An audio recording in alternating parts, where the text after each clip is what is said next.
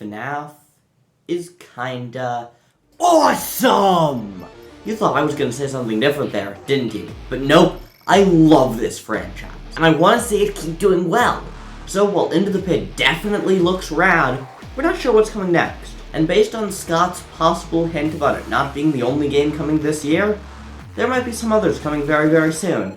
So, let's talk about what I would do if for some reason I was given free reign to make the next 3 FNAF games. And to start with, the one that I knew was coming, you knew was coming. We all know that this is going to be the next game. Let's talk about it anyway. Five Nights at Fall Fest 83. We play as a little boy with brown hair. He wears a striped shirt. We're walking through a large carnival, the 13th annual Fall Fest. We play minigames. We're too small to go on any of the rides other than the really basic one. Someone says, "Birthday boy, right? Next month?" Our guy's too scared to respond. He seems to be scared of a lot of things. But interestingly, not the animatronics. He's always talking to one named Carney, not fully realizing that Carney can't respond. We watch the real-life bear Freddy at Fredbear's Singin' Show. We get simple recreations of the Help Wanted 2 Fall Fest minigames. After we play 4 minigames, a bigger guy wearing a muscle shirt and a foxy mask walks over to us. He gives us a noogie. "Evan, move. We're leaving." Night 1 ends with us, Evan, in the car with our older brother Mike, our father, and our mother. There's a car seat in the trunk. Night 2. Michael's tormenting us. He's just being a dumb big brother trying to be a dick to his little bro. But we're terrified. We constantly have to be on the run. We're stuck here, always trying to get away from him. If he gets us, it's game over. But we still want to go to the animatronics. For how this game will play, I'm envisioning something like Little Nightmares. The old FNAF formula is good, but we've seen it already. A lot. And it's boring at this point. So we need to take inspiration from other horror games. Little Nightmares is a game about a tiny person going through a big, scary world. I think that would be the perfect thing for this game to take inspiration from. Everything will seem larger and more threatening than it is. What is seen in shadows is easily misunderstood in the mind of a child. Going off course from what Evan wants will make everything seem even more threatening and even scarier. That's how we can make this large in scope, but still also pretty linear.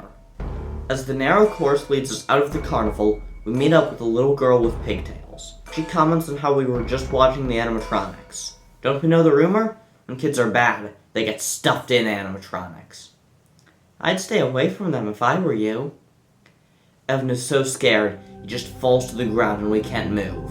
He just curls into a ball and sobs until Mike runs up, grabs us, and drags us to the car. The end of night sequences are the only times we see things as they actually are. Our dad says something about needing to get home to our mom. Mike makes fun of us. Evan looks down at the floorboards and a little scrap of paper his imaginary friend wrote for him. Tomorrow is another day. Nights 3 and 4 work in very much the same way. We still run around and we're still chased by Michael. But now, there are also the nightmare animatronics. Hey, quick addendum because I just thought of something because I make these videos out of order. So, you know how people have started theorizing that the Funtime animatronics were originally made for Fall Fest? Cool, we're doing that. These nightmares will be nightmare variants of the Funtimes, but they're not like the sci-fi Funtimes. They're those characters, but made in the style of Carney. And that will include this awesome, at least I think it is, design I made of a freak show / scrap Ella doll, which is similar to Circus Baby. I'm saying this is what Circus Baby looked like originally, because that's cool, and I already had this design that I made for one of my videos about the movie. Anyway, back to your regularly scheduled program. But they're extra scary, because now they're 30 feet tall. Of course, they're only hallucinations. They can't actually hurt you. But if you bump into them, Evan still falls over because he's scared. And if Mike catches you, it's still actually game over. But unlike before, Night 4 doesn't end with you going back to the car. Night 4 ends with you running into an employee-only room, in which you see your father in shocking, brutal reality. He is putting the head of an animatronic on a suit with someone inside it. Evan runs out, terrified. William tries to explain. He doesn't get the chance. We run all the way home as fast as our little legs will carry us. Night 5, we're still dragged here, even though we're kicking and screaming. We don't want to go back. We don't want to be near the animatronics, but we're near them anyway. If Mike catches you, game over as always. If William catches you, we don't know that he just wants to explain. We just see a man covered in shadows wearing purple. We freak out, and it's game over. If the animatronics catch you, you get stuffed into a suit. It's a game over if you get caught whatsoever. You go into a room with gas pipes. Right near the gas, there's a stove. We're cornered by Mike, William, now in the Spring Bonnie costume, and at least 2 animatronics. We trip over the pipe. It pops open. It was right next to the stove when it did. Knowing what's gonna happen, Mike grabs us. He runs, and the animatronics, as well as William, disappear. The shock of everything going on jolts us out of the hallucinations. Mike shouts, "Fire! Fire!" The game ends with Michael Afton saving his younger brother as Fall Fest 83 burns to the ground. And after that, it's time to jump way in the future with FNAF Isolation. We start by playing as a chipper young boy named Danny. He drives to work, excitedly listening to Fazbear Entertainment tunes. As he gets to work, he gets out of the car and introduces himself to someone else. A guy named Gil. "Yeah, Gil Fitzgerald, right? I read about you in the email we got about everyone. Didn't your dad work for this company for a while?" Years ago. Shit went down. Stop asking. Their job is to tear the arms and legs off endoskeletons down in the old pizzeria the new Pizzaplex is being built on top of. They get a group of animatronics shipped, and a new team is told to set them up. 3 of them are pristine and perfect like they're supposed to be. As for the 4th, well, they're gonna need a new bassist. The guy's a wreck, looking like he's more endo than exo at this point. But he's strong as hell. Gil and Danny are computer geeks, and the 2 of you work together to get some programming into this thing. Danny pulls out a chip he has. Apparently, it's from an old model this company used to use that could mimic anything it saw. There's a short minigame to program it in, and the Mimic 1 program is loaded into the old Bonnie animatronic. You show it what to do, and it starts ripping off limbs. They high-five, and Danny is pleased, if kind of annoyed with Gil's constant bragging, until it stops. A blur of metallic motion, a squelching pop, Gil's caterwauling scream. Danny's mind computed the events. Gil was screaming because he no longer had arms. The robot had ripped off Gil's arms. Control is momentarily taken away from you as Danny starts running. He runs at practically light speed. The other members of his crew aren't as quick to move, and you hear more metallic screeches and squelching pops as, well, best not think about what's happening. As you escape, Danny shouts for help. "Seal the door! Seal it!" And he keeps running. The rest of the game follows a different gang of protagonists. Lucia, and a bunch of NPCs with the specific job of being killed at some point. They're at Carnival, Fall Fest 2033. The first Fall Fest since the one in 83 burned down 50 years ago. Thanks to a series of dares and taunts, they go visit the under-construction Pizzaplex. Within it, they end up finding a secret stairwell down into the old pizzeria.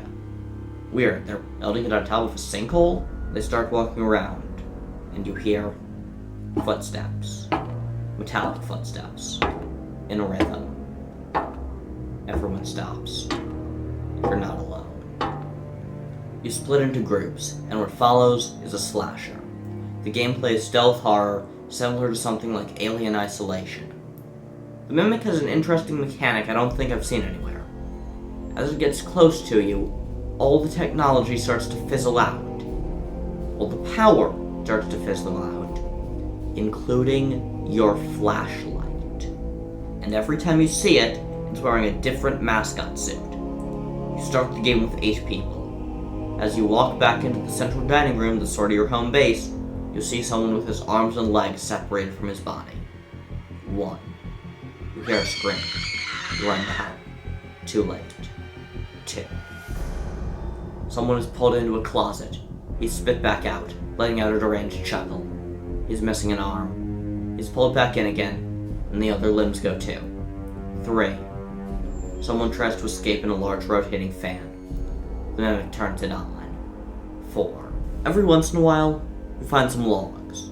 Some are written, some are audio. The written logs, from a bunch of sources, seemingly depict why the mimic programs are here. Fazbear used to use it, but it got some bad data, and that led to it getting violent. And so, all iterations of it have been locked away, and it should never be activated again.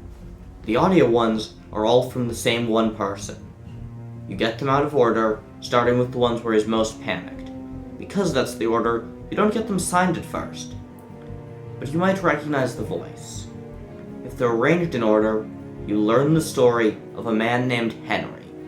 He created a robot to try and recreate his late daughter. But it went horribly wrong, and it got completely out of control. And one day, in a violent fit, he beat it senseless. He inadvertently taught his replicate anything machine how to replicate violence. He wasn't able to fully put it away, so instead, he designed a security system. The Mimic Xenomorphic Entrapment System, or MXES. He hopes it'll keep this thing down for good. Honestly, he kinda doubts it will. The Mimic is coming for the 4 of you left. One stays behind his base, the other 3 can escape. You hear the death in gruesome detail, but you don't see it. 5. You escape through a rusty vent shaft. 2 of you make it through unscathed. The 3rd falls through. 6. To try and lure it away, the only person left wears a spring bodysuit they find. The Mimic climbs inside the suit with her, turning her insides into outsides. 7. It looks like it's about to get you, but finally, you find a way out and lock it in there. For now. And finally, we catch up to the most current part of the franchise, with Five Nights at Freddy's In Too Deep. We open with the same sequence that Ruin ended with. We try to find Gregory. It's not Gregory. We run to the elevator shaft. Real Gregory appears. There's a moment of static in the communication. Gregory says that thing can't be allowed to escape. The elevator is killed. Cassie wakes up at the bottom of the elevator. Gregory betrayed her? But she was going there to save him, wasn't she? But it wasn't him, it was that thing. But no, Gregory himself came in over the walkie-talkie. And he was the one who tried to kill her. How did that not kill her? Except, wait, that fall wasn't actually very far. Which means whatever that thing was, it's still around. You try to leave the elevator. Cassie's leg is broken. You're gonna have to move slowly, but also you're gonna have to move quietly. If the robot knows you're down here, it will find you. Every once in a while, you hear robot footsteps. You see a shadowy figure skulking in front of you. The cave you're in is pretty linear. Not much choice but to follow it. The machine will be simple, linear horror, similar to Ruin and the best parts of Bendy and the Ink Machine. At the end of the day, if we're trying to make this scary, the simplest way to do that is just to put us in a tight, cramped space with scary ambiance and some sort of threat. The Resident Evil games caught on to this a long time ago. For most of the game, you're totally alone, aside from the few notes you find scattered around. They all say the same thing. The Mimic, as we learn it's called, will try to drive you insane. It lures you in with sounds of people you recognize. Then if it can't kill you, it makes you lose any faith you had in people. So even if you get out, you don't really. Well, those logs aren't the only thing you find. Some of them are blueprints, seemingly about how the Mimic works. But mostly, the clues you find are human bodies. A boy you don't know. A girl you don't know. A boy you... Is that Cassie's brother, Gil? As soon as you see that, there's a tone shift. After a short chase sequence to get you away from it, the Mimic is always following you. If you make too much noise, or you move for too long... Now, any clue hunting you do is under the threat that at any moment, you might be spotted by the Mimic and have to run for your life. Most of the journal entries are not signed. Every once in a while, you'll find one listed as being by Henry, Emily, or William Afton. Names that Cassie sort of, but barely recognizes. But there's one, it's not from either of them. Cassie has a visceral reaction to it, too. By Jeremy Fitzgerald? My dad was down here? Shortly after that bloodstained letter, you find something else. Another body, from someone wearing a Bonnie t-shirt. If you move the debris covering his face, Cassie involuntarily takes a couple steps back. She doesn't say anything. From her sobbing, you can take a guess who it was. Eventually, after the mimic chases you for a while, you finally catch up with the shadowy figure you've been following. Roxy? Turns out, you weren't chasing a threat. You were chasing a new ally. Unfortunately, said ally doesn't have much battery life. It doesn't have a child carrying compartment like Freddy.